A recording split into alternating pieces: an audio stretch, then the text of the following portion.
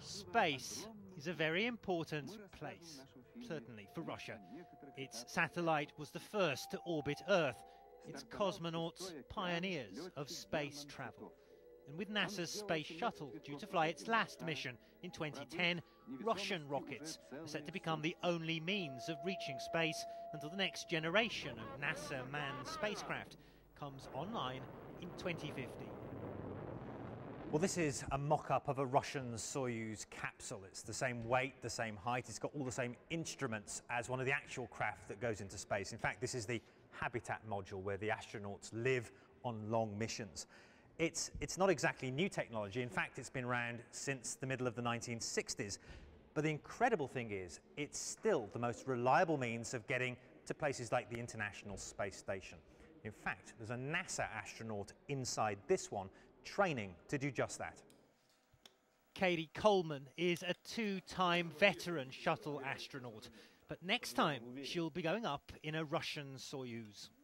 It's quite compact and it is. You know, it's a very small place, and actually it's interesting. Just the very smallness of it adds some challenges. It's uncomfortable. It's an uncomfortable place to spend 4 hours practicing, and at the same time, it drives us to work a little bit better as a team under those kinds of pressures. How long does it take to get to the space station once you take off? Launching up into space takes about 8.5 minutes, but then we spend about 3 days catching up literally with the space station before we rendezvous and dock and then join the folks that are on the station. Russia's so central to reaching space after 2010, NASA is now putting all of its astronauts, like Katie, through Soyuz training.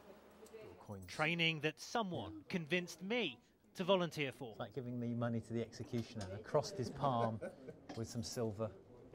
The Russian Space Agency has had to turn to the private sector for some of its money, which means that if you pay $30 million or so, they'll send you up on a Soyuz capsule to the International Space Station. Well, CNN didn't stretch that far, but I am about to take a sample of what it's like to train as a cosmonaut.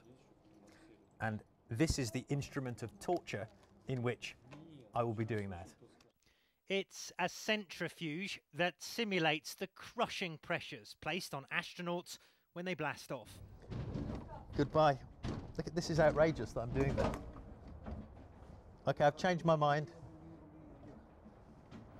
I've changed my mind.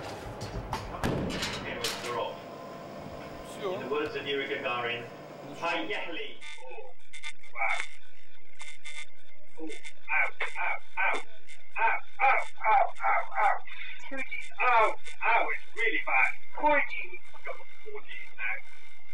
I can really quite have it pushing back on my face. I'm trying to pick up my arm, but I can't do it. It's really amazing what's incredible is that astronauts endure 8Gs on their first training session. It's 4Gs, which means it's 4 times the weight of gravity. Very heavy weight on me. Show us your hand. I'm trying to pick up my hand. Here it is. Hi. Oh, wow, that's tough. This is the kind of feeling you get when you're taking off in a Soyuz rocket, blasting off to the International Space Station. I was taken out after a few minutes, exhausted and cramped. But with its facilities and long experience, Russia is thrusting itself into the future of space travel. Welcome to Earth. Thank you very much. It was a long flight, but I'm glad to be safely back on the ground again. Matthew Chance, CNN, Star City, Russia.